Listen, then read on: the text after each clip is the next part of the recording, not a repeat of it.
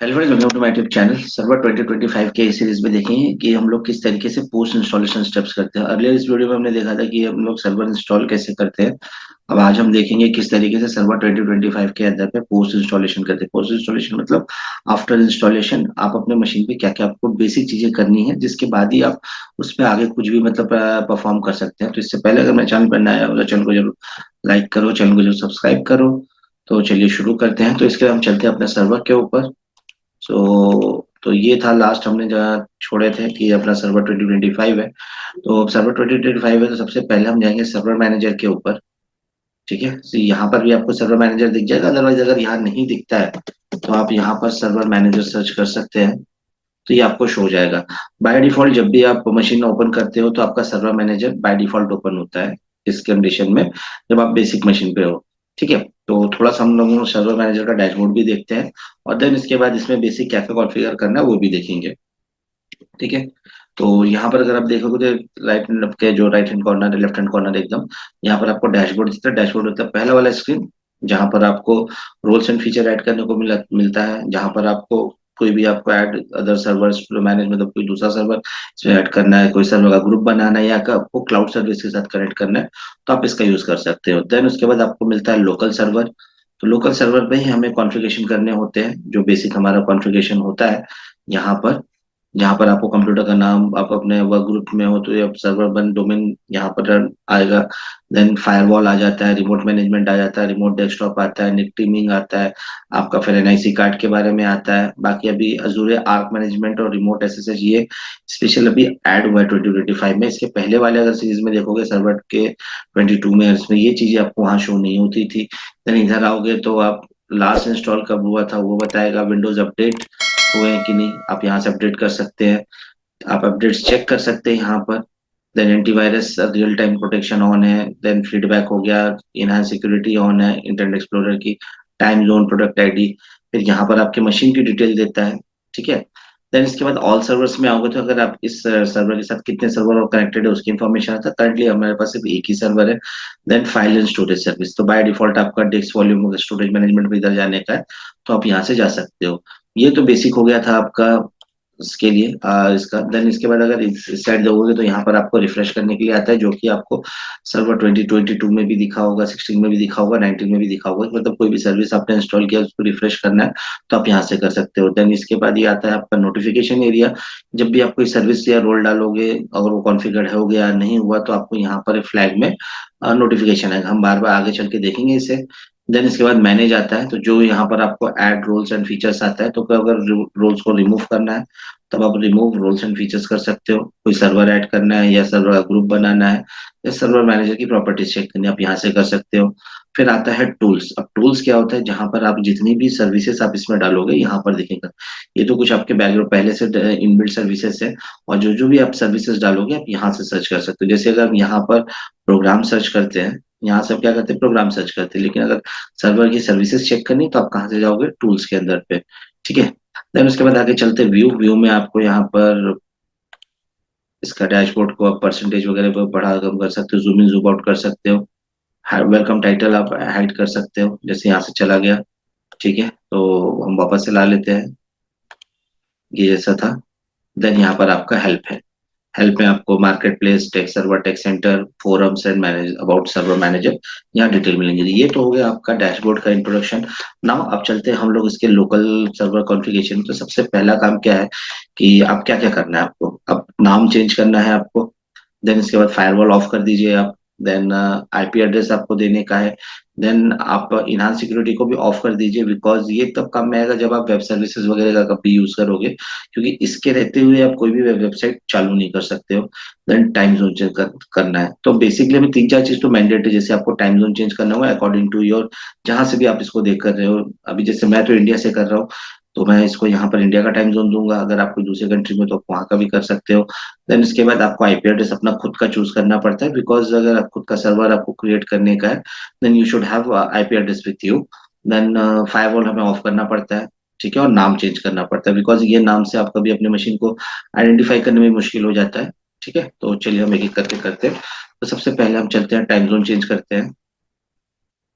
तो change time zone, तो मैं इंडिया का +5:30 है। तो मैं इधर आ जाता हूँ 4:30 और ये आ गया 5:30। ओके कर दे, टाइम जोन चेंज करते हैं, साथ ही अपना टाइम सिंक हो जाएगा आज के डेट के हिसाब से। देन इसके बाद अगर इनहैंस सिक्योरिटी ऑफ कर देते हैं हम लोग, जैसे अगर मुझे कुछ सर्विसेज चालू करना है, देखो जैसे अगर मैं इसको नहीं करता हूँ और मैं इंटरनेट एक्सप्लोरर ओपन करता हूँ,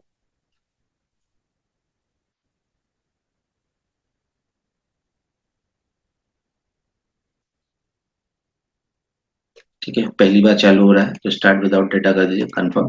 जैसे विंडो 11 में आपको था सेम इधर है, क्योंकि इसका यूआई विंडो 11 के जैसा ही है, तो जो फीचर्स आपको मिलेंगे लगभग वैसे ही मिलेंगे आपको।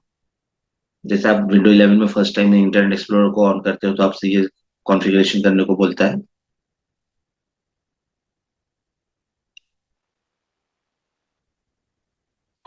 सो हम इसे एक बार और क्लोज करते हैं और वापस से एक्सप्लोर ओपन करते हैं। चलिए यहाँ पर हम लिखते हैं www। तो अभी फिलहाल चालू है, लेकिन जब कुछ ऐसे सर्विसेज करोगे तो आपको बार बार वो पॉपअप आता है, ठीक है। तो मैं इसको क्या कर सकता हूँ, उसको ऑफ करता हूँ। फिलहाल अभी मेरे को इंटरनेट की जरूरत नहीं है, लेकिन ऑफ करने का है आपको, तो ऐसे आप सिंपल जाओ, ऑफ कर दो, ओके कर दो। देन इसके बाद now I am assigning IP address to my machine. तो मैं इसको ओपन कर लेता हूँ, प्रॉपर्टीज में चलते हैं,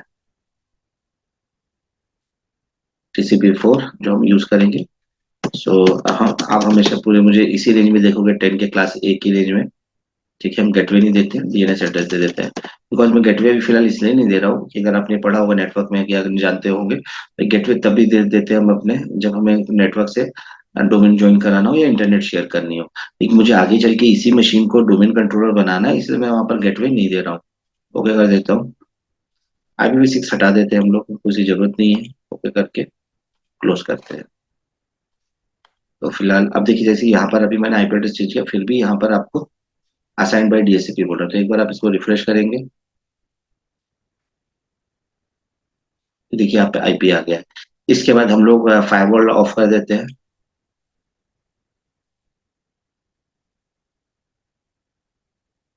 सो डोमेन नेटवर्क इसको ऑफ करते हैं, प्राइवेट नेटवर्क इसको भी ऑफ कर देते हैं, और पब्लिक नेटवर्क इसको भी ऑफ कर देते हैं।